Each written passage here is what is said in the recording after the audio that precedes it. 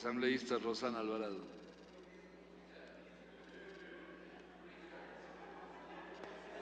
¿Qué cosa? Gracias, presidente. Buenas tardes, compañeros y compañeras. Sin ninguna duda, la Ley de Aguas del año 1972 estableció que al ser el agua un bien nacional de uso público, se convertía entonces en un recurso para todos los ecuatorianos y ecuatorianas. Sin embargo, hemos sido testigos y hemos visto cómo año tras año los gobiernos no dudaron en acomodar las políticas y procedimientos para facilitar un modelo de acumulación de propiedad y de ingresos que se alimentaron de recursos y de agua. Este modelo neoliberal de acumulación nunca se compadeció con los sectores populares, nunca se compadeció con los campesinos, con los indígenas, y tampoco se compadeció con los consumidores o con los usuarios que siempre hemos reclamado y hemos exigido un mejor sistema de control del agua potable. Por eso es que sectores tradicionalmente discriminados como los campesinos y los indígenas podían acceder a este recurso de una manera marginal, de una manera además que les haga reconocer el dominio que sobre el agua tenían algunas empresas privadas e inclusive familiares. Hoy me sorprende y me entristece que aquí mismo en el debate, en el Pleno, un punto de discusión y de debate haya sido la defensa de empresas privadas termales. Y ese, bien o mal, no es el asunto central de la Ley de Aguas. Me parece sorprendente que algunos asambleístas se hayan detenido a pensar en cuáles son las empresas privadas santificadas que tienen que mantenerse como las dueñas y señoras de un recurso que, lo dice la Constitución, es del Estado y a través de él de los ecuatorianos y de las ecuatorianas. La discusión sobre eso es lo que tiene que motivar el debate de la Ley de Aguas. Y frente a eso, la Organización Mundial de la Salud ha llamado la atención y en el año 2000 publicó datos escandalosos sobre el número de personas que se quedan sin agua en todo el mundo. Más de 1.000 millones de personas no tienen suministro suficiente de agua. 2.400 millones de personas no tienen acceso a servicios de saneamiento y 2.300 millones de personas padecen enfermedades relacionadas con agua contaminada. La información que en el Ecuador tenemos, a pesar de que es bastante general, avisa que el agua en el Ecuador es suficiente y enorme frente a otros países. Podemos afirmar que tenemos agua suficiente y que podríamos disponer de inclusive hasta 4 veces más agua que el promedio per cápita mundial. El Ecuador tiene aproximadamente 22.500 metros cúbicos de agua por año y por habitante.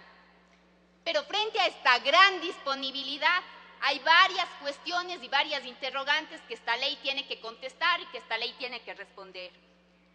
Todos los ecuatorianos y ecuatorianas tenemos derecho a gozar de este recurso natural. En definitiva, tenemos posibilidad de acceder a este derecho. De los casi 13 millones de habitantes del Ecuador, ¿cuántos efectivamente logran acceder al agua? ¿A quiénes les hemos despojado del agua? Se le ha despojado el agua tal vez, o carecen de agua las floricultoras, carecen de agua las bananeras, las transnacionales mineras han sido despojadas del agua.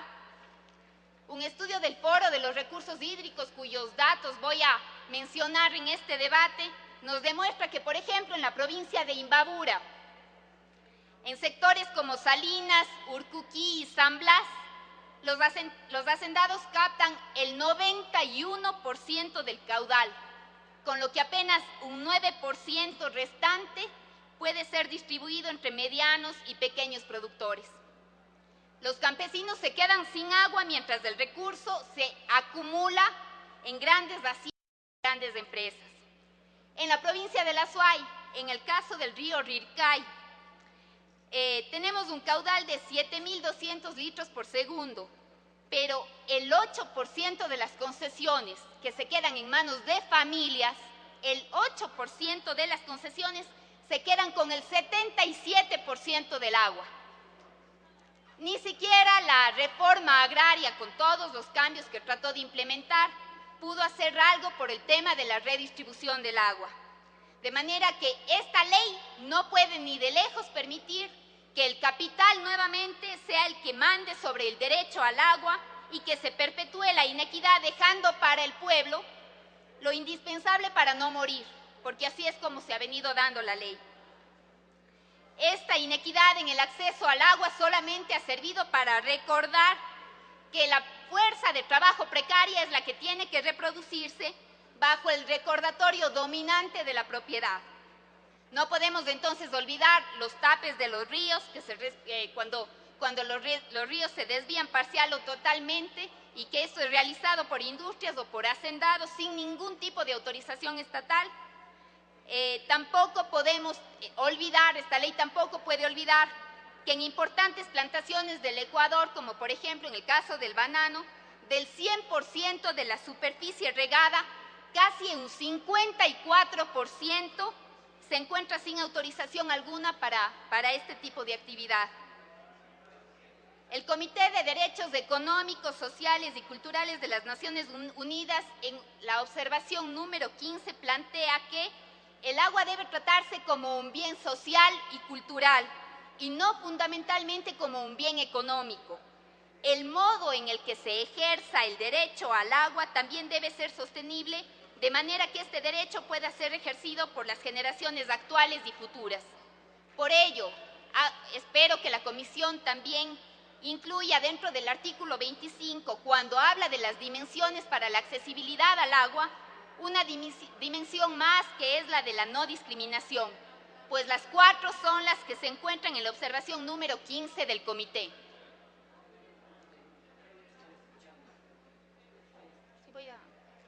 Voy a detenerme hasta que haya atención de la presidencia y de la sala.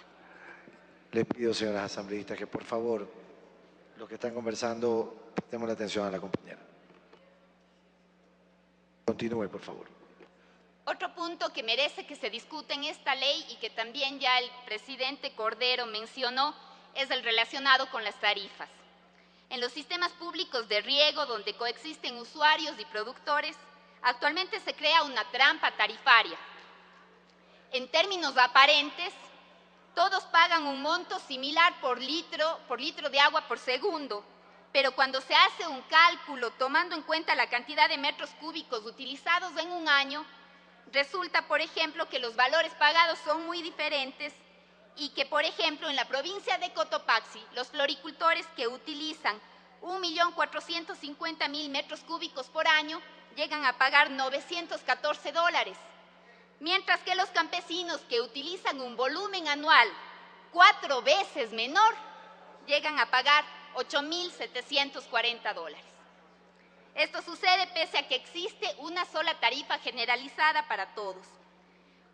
Otros temas que merece la ley discutir y que merece que se incluyan es si es que la ley habla de tasas y si las tasas son la contraprestación por la obtención de un servicio y si es que esos servicios son los prestados por los gobiernos seccionales o por los municipios, entonces difícilmente la Autoridad Única del Agua podría cobrar tasas y tarifas. Me parece que en ese sentido la ley tiene que ser más clara y tiene que definir con exactitud cualquier tipo de contribución. También hace falta reconocer espacios de participación ciudadana, pero más allá de los usuarios, ¿no? Tenemos que reconocer plataformas sociales, organizaciones ambientales, asociaciones de producción comunitaria. El que las aguas subterráneas estén incluidas dentro del capítulo que se llama, dentro de la sección que se llama del aprovechamiento económico del agua, puede llegar a confundir, de manera que en lugar de que se promueva la protección de las aguas subterráneas, estaríamos a la explotación de las aguas subterráneas.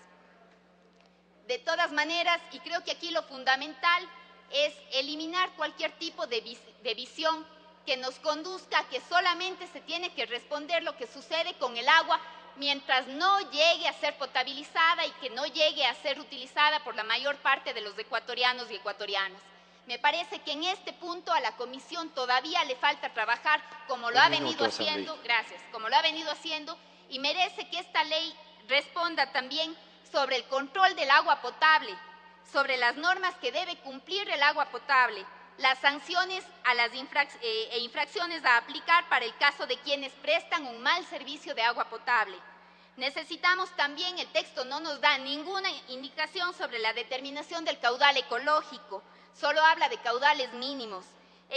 Hay muchísima ambigüedad en la definición del caudal de dilución y lo que más preocupa todavía, no hay una clara definición estratégica sobre lo que va a suceder con aquellas concesiones irregulares que desde el año 1996 vienen operando en el país. Gracias.